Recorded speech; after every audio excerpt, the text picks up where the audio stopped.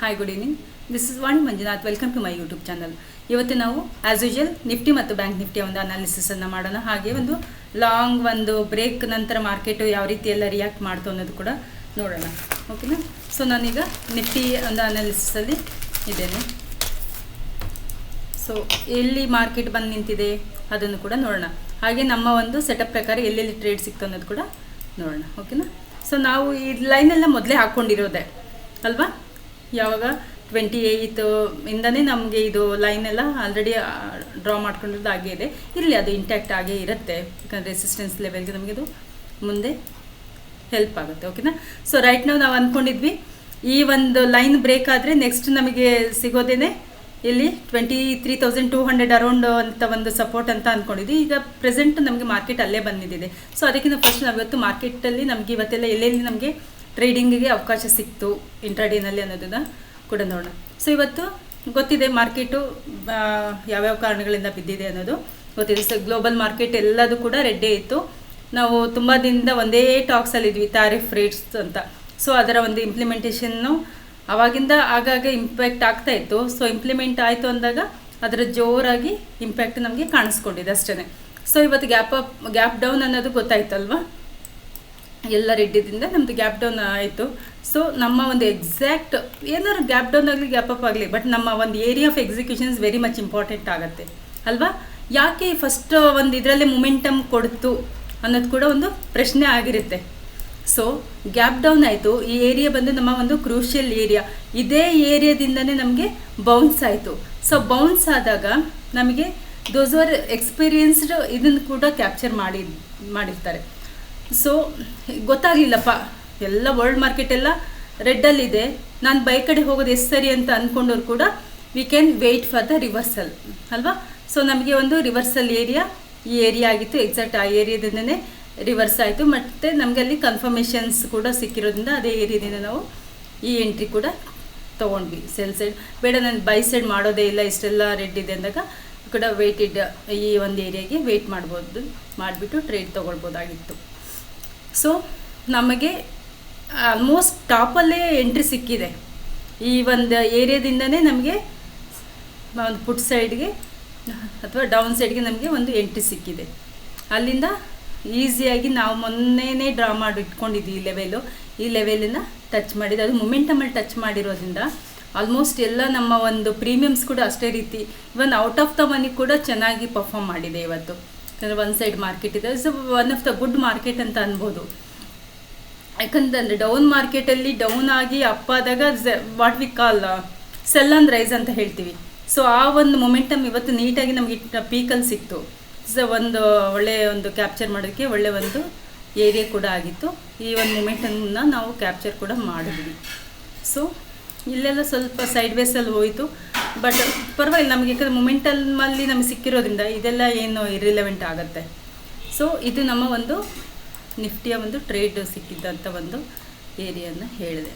So ನಾವು ಮೊದಲೇ ಒಂದು ಲೈನ್ ಹಾಕ್ಕೊಂಡಿದ್ದು, ಇಲ್ಲೇನಾದ್ರು ಬ್ರೇಕ್ ಆಯಿತು ಅಂತಂದರೆ immediate no doubt 23,200 near by it will come and touch ಅಂತ ಹೇಳಿದ್ವಿ. ಅಲ್ಲೇ ಬಂದು ಮಾರ್ಕೆಟು ನಿಂತಿರೋದು ಒನ್ ಆಫ್ ದ ನಮ್ಮ ಒಂದು ಪ್ರೀ ಡಿಟರ್ಮೈನ್ಡ್ ಲೈನ್ನ ರೆಸ್ಪೆಕ್ಟ್ ಮಾಡಿದೆ. ಸೊ ವಾಟ್ ನೆಕ್ಸ್ಟ್ ಅಲ್ವಾ? ಸೊ ನಾಳೆಗೆ ಇದೇ ರೀತಿ ಕಂಟಿನ್ಯೂ ಆಗುತ್ತಾ ಅಥವಾ ಇಲ್ಲಿಂದ ಒಂದು ರೀಟ್ರೇಸ್ ತೊಗೊಳುತ್ತಾ ಅಂತ ಕೂಡ ನಾವು ನೋಡೋಣ. ಇಟ್ಸ್ ಡಿಪೆಂಡ್ಸ್ ಅನ್ನೋ ನಮ್ಮ ಒಂದು ಗ್ಲೋಬಲ್ ಮಾರ್ಕೆಟ್ ಕೂಡ ಒಂದು ಇಂಪ್ಯಾಕ್ಟ್ ಆಗುತ್ತೆ. ಟೋಟಲಿ ಎಲ್ಲ ಒಂದು ರೆಡ್ ಇರೋದ್ರಿಂದ ಒಂದು ನೆಗೆಟಿವ್ ಶೇಡು ಇದ್ದೇ ಇರುತ್ತೆ ಅದು. ಸೊ ನಾವೇನಾದ್ರು ಇಂಟ್ರಾಡೇ ಮಾಡ್ತೀವಿ ಅಂದರೆ ನಾಳೆಗೇನಾದ್ರು ಒಂಚೂರು ಸ್ವಲ್ಪ ಇದಕ್ಕೆ ರೀಟ್ರೇಸ್ ಆಯಿತು ಅಂತಂದರೆ we can expect these lines as A resistance. ಯಾವುದದು 23,350 ಲೈನ್. ಇದೊಂದು ಹೊಸದಾಗಿ ಇದನ್ನು ಸ್ವಲ್ಪ ಅಡ್ಜಸ್ಟ್ ಮಾಡೋಣ. ಇದೇ ಲೈನನ್ನು ಅಡ್ಜಸ್ಟ್ ಮಾಡ್ತೀನಿ, ಮತ್ತು ಹೊಸದಾಗಿ ಹಾಕ್ಕೊಳ್ಳೋದೇನು ಬೇಡ ನಾವು. ಸೊ ಇದು ನಮ್ಮ ಒಂದು ಯಾವುದಿದು 23,360 ಒಂದು resistance line. Will change that colour also. ಇದು ಒಂದು ರೆಸಿಸ್ಟೆನ್ಸ್ ಲೈನು. ಅದು ಬಿಟ್ಟರೆ ಅದೊಂದು ಬ್ರೇಕ್ ಆಯಿತು ಅಂತಂದರೆ one more will draw the line. ಹಾಂ, ಮಲ್ಟಿಪಲ್ ಒಂದು ರಿಜೆಕ್ಷನ್ ಆಗಿರೋದಲ್ಲ, ಇದು ಒಂದು ಏರಿಯಾ ಒಂದು ಚಿಕ್ಕದಾಗಿ ತೊಗೊಳ್ಬೋದು. 470 100 ಪಾಯಿಂಟ್ ವೇರಿಯೇಷನಲ್ಲಿ ಇದಾಗಿದೆ. ಇದು ಗೊತ್ತಿದೆ ನಮಗೆ. ಇಲ್ಲಿ ಮಲ್ಟಿಪಲ್ ಪ್ರೈಸ್ ಆ್ಯಕ್ಷನ್ ಆಗಿರೋದ್ರಿಂದ ಇಸ್ ಅ ಮೇಜರ್ ರೆಸಿಸ್ಟೆನ್ಸ್. ಯಾವುದಾದ್ರು 23,600, 23,470, ಅದು ಬಿಟ್ಟರೆ 23,360 will be our next resistance ಪಾಯಿಂಟ್ಗಳು.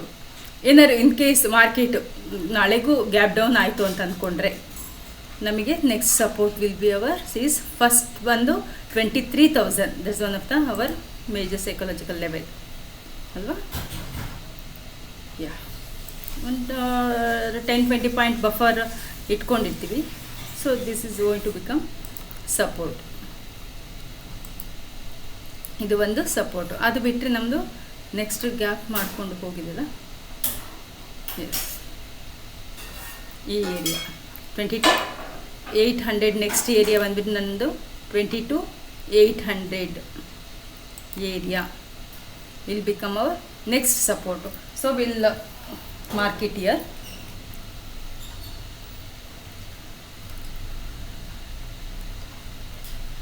This is S1, S2. ಇದು ಬಂದ್ಬಿಟ್ಟು ನಮ್ಮ ಒಂದು ಫ್ಲ್ಯಾಟ್ ಓಪನ್ ಆಗುತ್ತಾ ಅಂತ ನೋಡ್ಕೊಳ್ಳೋಣ. ನೆಕ್ಸ್ಟ್ R1, R2 ಅಲ್ವಾ. ಈ ಏರಿಯಾಗಳನ್ನ ನಾವು ಗಮನದಲ್ಲಿ ಇಟ್ಕೊಳ್ಬೋದು.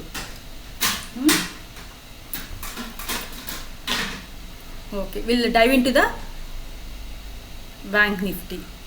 ಬ್ಯಾಂಕ್ ನಿಫ್ಟಿಯಲ್ಲಿ ಯಾವ ಥರ ಎಲ್ಲ ಟ್ರೇಡ್ ಸಿಕ್ಕಿದೆ ಅನ್ನೋದು ಕೂಡ ನೋಡೋಣ.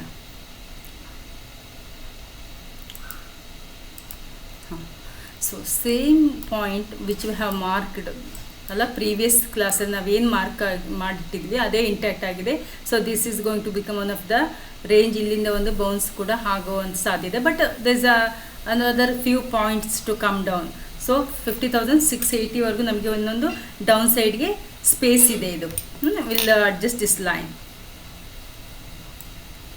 ಸೊ ಇದನ್ನೇ ತೊಗೊಂಡು ಬರ್ತೀನಿ. ಇದೆಲ್ಲ ಒಂದು ಏರಿಯಾ. ನಾವು ಇದೇ ಸಪೋರ್ಟ್ ಅಂತಂದರೆ ನಾವೇನಂದರೆ ಆ ಸಿಂಗಲ್ ಲೈನ್ನ ನಾವು ಇದಾಗಿ ತೊಗೊಳ್ಬಾರ್ದು, ಒಂದು ಝೋನ್ ಆಗಿ ತೊಗೊಳ್ಳಿ. ಯಾಕಂದರೆ ಬಫರ್ ತೊಗೊಳುತ್ತೆ, ಮೇಲೆ ಕೆಳಗೆ ಸ್ವಲ್ಪ ಬಫರ್ ತೊಗೊಳ್ಳೋದ್ರಿಂದ ನಾವು ಝೋನನ್ನು ಮಾರ್ಕ್ ಮಾಡ್ಕೊಳ್ಳೋಣ. ಸೊ ನಾಳೆಗೆ ಯಾವುದು ಏನಾದ್ರು ಸೈಡ್ ವೇಸ್ ಫ್ಲ್ಯಾಟ್ ನೋಟಲ್ಲಿ ಓಪನ್ ಆಯಿತು ಅಂತಂದರೆ, ಫ್ಲ್ಯಾಟ್ ನೋಟಲ್ಲಿ ಓಪನ್ ಆಗಿ ಇಮಿಡಿಯೇಟ್ ಡೌನ್ ಬಂತು ಅಂತಂದರೆ 50,500 to 570 ಏರಿಯಾ ಒಂದು ಸಪೋರ್ಟ್ ಆಗುತ್ತೆ. ಸೊ ಏನಾದ್ರು ಫ್ಲ್ಯಾಟ್ ಆಗಿ ಓಪನ್ ಆಯಿತು ಮೇಲೆ ಹೋಯ್ತು ಅಂತಂದರೆ 51,000 ನಮಗೆ ಇಮಿಡಿಯೇಟ್ ರೆಸಿಸ್ಟ್ ಆಗುತ್ತೆ. ಈ ರೆಸಿಸ್ಟೆನ್ಸನ್ನು ಬ್ರೇಕ್ ಮಾಡಿದ್ರೆ ಮಾತ್ರ ನಮಗೆ ಹೈಯರ್ ಸೈಡ್ದು ಒಂದು 500ವರೆಗೂ ಒಂದು ಮೂಮೆಂಟನ್ನು ಕೊಡ್ಬೋದು. ಸೊ ನಮಗೆ ಇಮಿಡಿಯೇಟ್ ಬಂದುಬಿಟ್ಟು this is R1, this is R2. Okay, down ಸೈಡಿಗೆ ಬಂದುಬಿಟ್ಟು